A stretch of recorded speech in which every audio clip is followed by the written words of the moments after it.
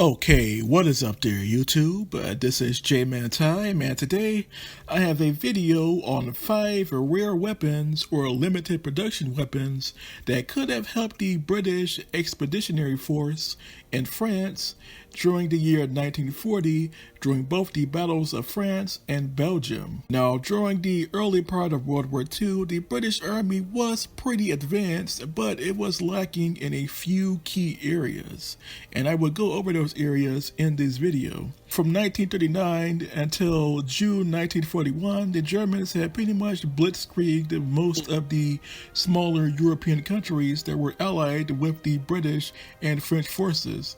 But during the battles of Belgium and France, the British actually had a chance to turn the tide of the war if they had some specific weapons. So here are 5 rare weapons that could have been useful during the battles of Belgium and France for the British Expeditionary Force, also known as the BEF. And the first weapon on the list is the BSA Kiraly carbine from 1939.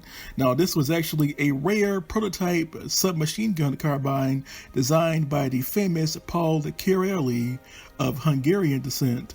Now, you may remember Mr. Kiraly as the man who developed the famous Danuvia series of submachine guns for the Hungarian army, also in the year 1939. But he also submitted a submachine gun prototype to the British BSA company, the Birmingham Small Arms Company, which also produced the weapons and ammunition for the British Army. And this submachine gun carbine was a select fire weapon and was basically the British version of the Danuvia submachine gun carbine already being used by the Hungarian army in 1939. This prototype weapon was actually chambered in 2 different cartridges. 2 prototypes were built, and they were chambered in the 7.63 by 25mm Mauser, and a second version chambered in the 9 by 19mm Parabellum.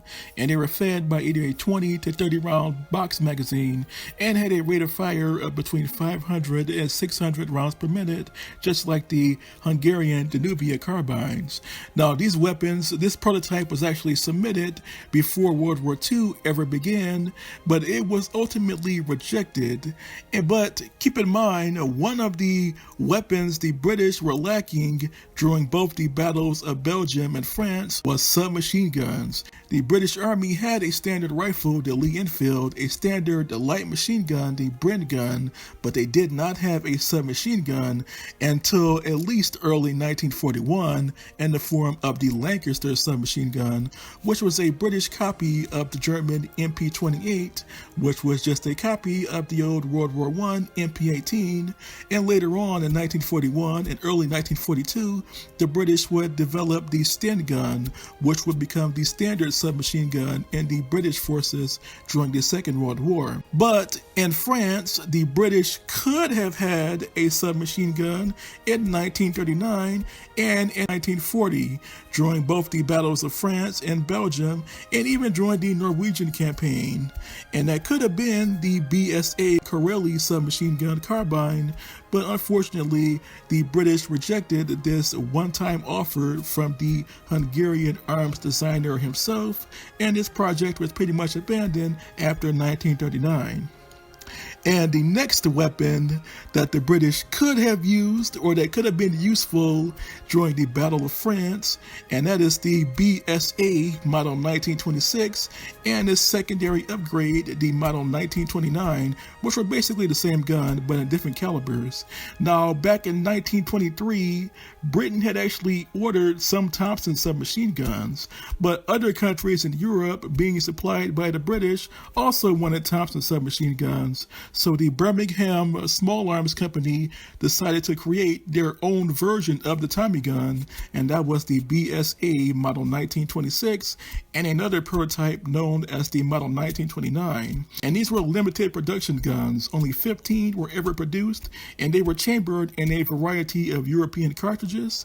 The .45 ACP, which was the standard cartridge used in the American Tommy gun, the 7.63 by 25mm the Mauser, the 9x19mm Parabellum, which were used by pretty much all European powers at that point. And there was also another version, and the 9x20mm Browning Long, which was the standard pistol cartridge for both the Hungarian, and it was also used in the Romanian army. So the BSA model 1926 was originally designed for the Belgian army, strangely enough.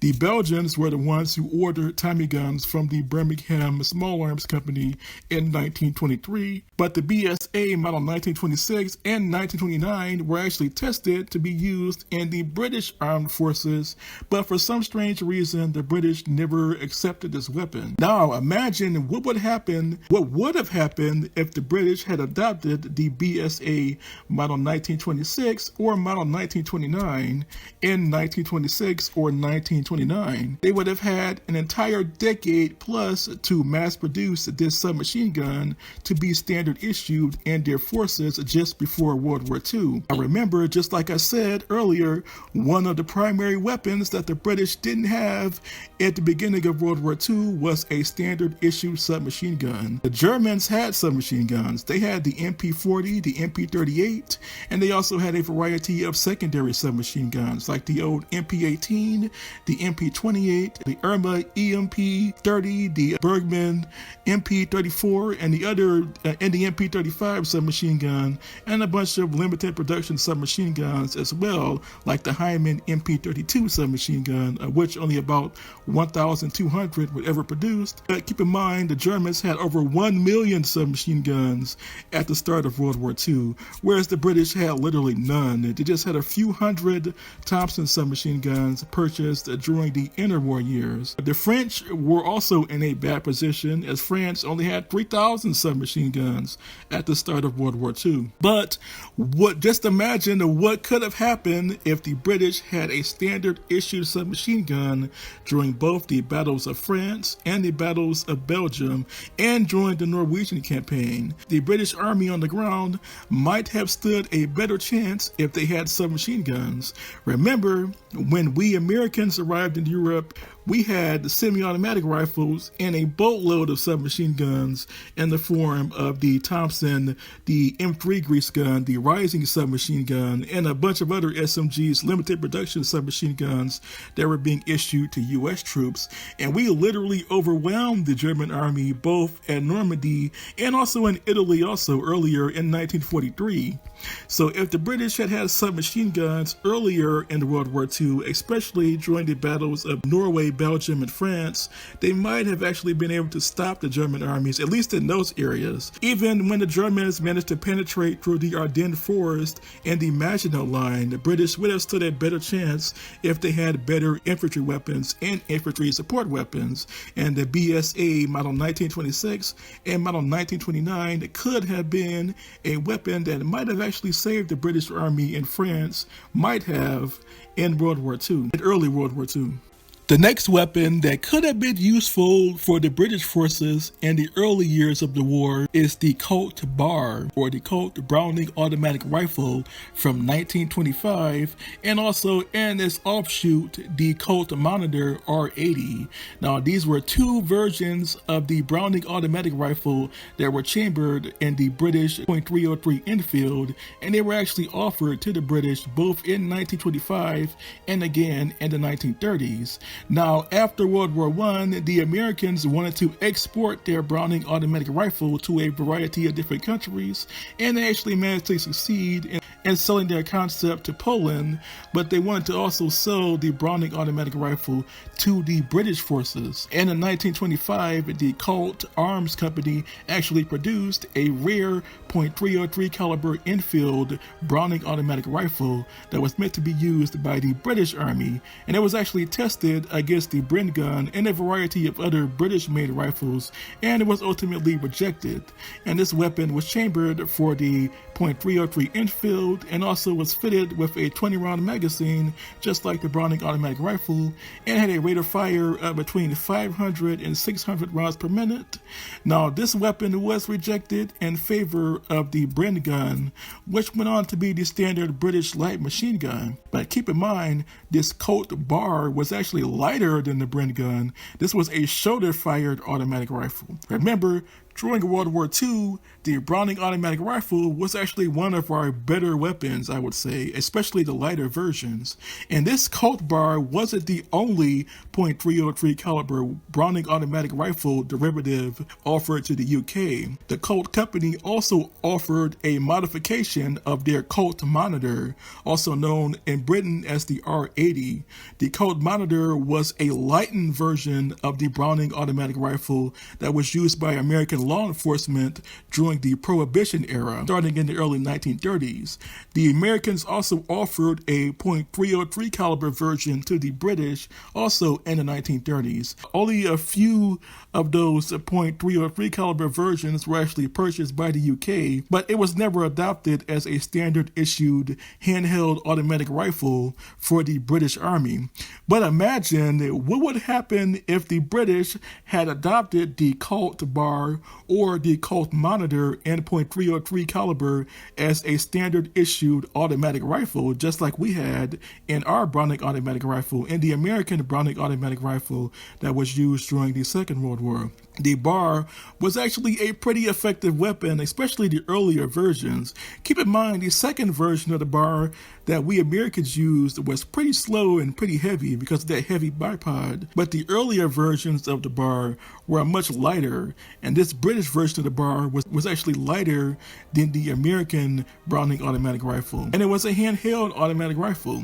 The Bren gun was a good gun, and in some cases could be fired from the hip, but it was a light machine gun overall, whereas this Colt B.A.R and the Colt Monitor and the .303 Enfield were shoulder-fired weapons, and that's something the British could have used during the battles of Norway, Belgium, and France. Keep in mind, the Germans were largely using bolt-action rifles and submachine guns. Imagine if the British soldier had a shoulder-fired automatic rifle. They could easily outgun the Germans in hand-to-hand and close-range combat, just like we Americans did during the battles of North Africa, Italy, and during the battles of Normandy and in Europe as a whole. We simply outgunned the Germans. They had their bolt-action rifles. We had our automatic rifles like the Garand and the fully automatic B.A.R. The British could have also had a fully automatic shoulder-fired rifle as early as 1925, and they could have mass-produced these just like they did with their Bren gun, and this could have been the standard-issued weapon in the British Armed Forces, especially for the British Expeditionary Force, or the BEF, based both in France, Belgium, and in Norway, and they actually needed something like this over their bolt-action rifles and heavy Bren guns. But again, this weapon was never adopted, and this is just a would've, could've, should've. Was a heavy 50 caliber machine gun. During the battles between the US and German forces, we Americans outgunned the Germans with our 50 caliber Browning machine guns. The Browning machine gun, the M2 Browning, was considered to be the deadliest ground weapon, at least by the Germans, the deadliest American weapon fielded by the US Army in the Second World War. But keep in mind, the British also had a 50 caliber machine gun of their own that was meant to be used by the infantry, but unfortunately they didn't mass produce anywhere near enough to be used by all of their infantry units and regiments during the battles of Norway, Belgium, and France. And that weapon is the Vickers Mark I and its upgraded version, the Vickers Mark V HMG, or heavy machine gun, from 1932. Now, this was a upgraded version of the Vickers Mark I machine gun from World War I, or heavy or medium infantry machine gun from World War I, and that version was chambered in the .303 Enfield, but this one, the HMG, was scaled up to the 12.7 by 81 millimeter semi-rimmed cartridge, also known as the .5-inch cartridge, by the British forces. And this weapon was fed by either a 100 to 250 round belt and had a rate of fire of between 500 and 600 rounds per minute. Now, this was a heavy 50 caliber machine gun. This is exactly what the British needed during the battles with the German army in Europe in the summer of 1940 during the fall of Norway, Belgium, and France. The Germans had their MG-34, which was a terrifying machine gun, but the Vickers 50 cal could have been a more terrifying machine gun to the Germans. Now, the British did have their original Vickers machine gun, which was okay, but severely outdated by the World War II standards, and they had the Bren gun, which was okay, but it was a light machine gun. But the British needed a 50 caliber machine gun.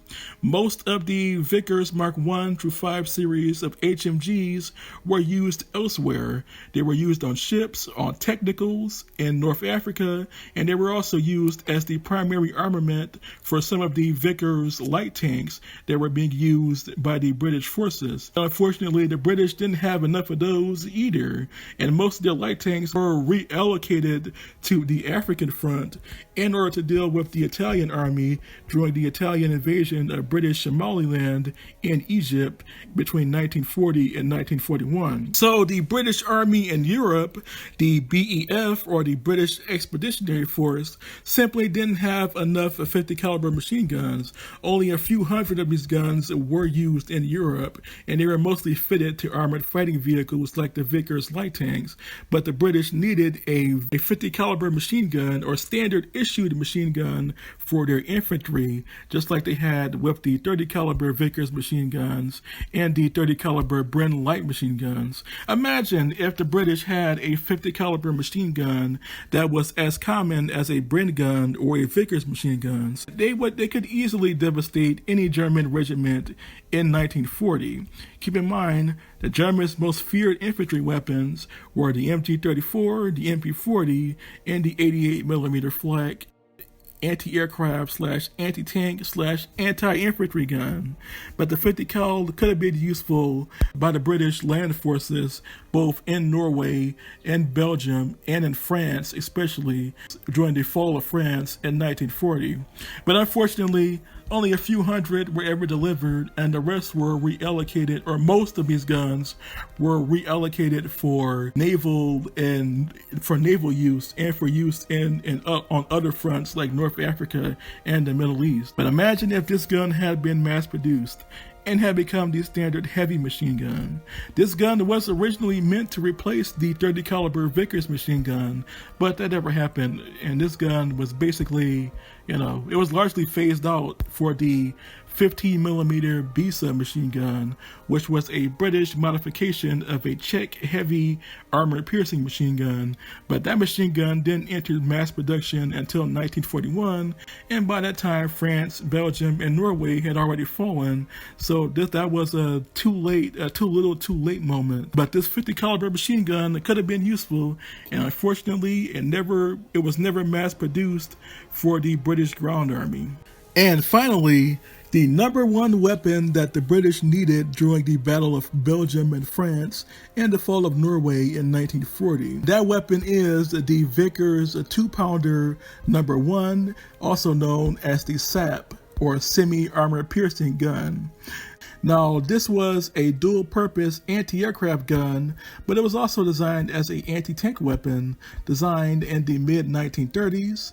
This weapon was chambered for 2 different cartridges. These were 2 different prototypes, the 40 by 158mm rim cartridge, the same cartridge used in the Vickers 2-pounder anti-aircraft gun, and there was also a second version chambered for the 40 by 240mm rim cartridge, which was to be used in the second version of this gun. And this weapon was fed by a 5-round steel stripper clips, similar to the other British anti-aircraft autocannons being used in the 1930s and early 1940s.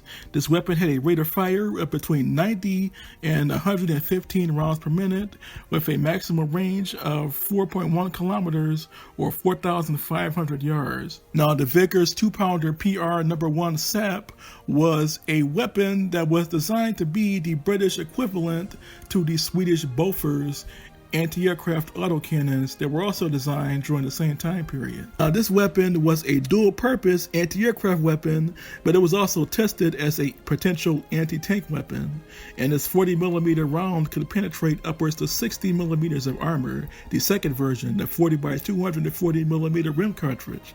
During the fall of Norway, Belgium, and France, the British had two problems that always plagued them. Number one, the large number of German tanks. The large number of German tanks being used by the Wehrmacht. But number two was the Luftwaffe, or the German Air Force. And the British had to deal with both of these problems at the same time. Now, Britain will later adopt the Bofors guns, the Bofors system later on in 1940, but that was after the fall of France. And this weapon, the Vickers 2-pounder number 1 SAP, was designed 5 years before World War II. So imagine if the British had developed these two prototype weapons at that time period. Imagine if the British had their own version of the Bofors gun, but in the 1930s, before World War II. The British had at least 5 years to manufacture this weapon or mass produce this weapon to be standard issued. Now, some of these were actually produced for the Royal Navy just before World War II, but the ones meant for the British Army never went into production, and the British had to settle with the Bofors gun after the fall of France. But imagine if this weapon had been developed earlier. The British would have had a good enough anti-aircraft autocannon to deal with most Luftwaffe aircraft, and they also would have had a decent enough anti-tank gun, as the 40 by 240mm round was just as powerful, if not more powerful, than the 2-pounder anti-tank gun already being used by the British, and this gun was fully automatic, just like the Bofors gun. So this gun was basically like a fully automatic 2-pounder anti-tank gun, which is exactly what the British needed to deal with the German tanks, both in Belgium and in France in 1940. These weapons could have also been exported to Poland, who also needed anti-aircraft guns during both the German and Soviet invasions of Poland in 1939, and these weapons could have been exported to Norway and Denmark and the Netherlands, which were also allied with Britain just before World War II.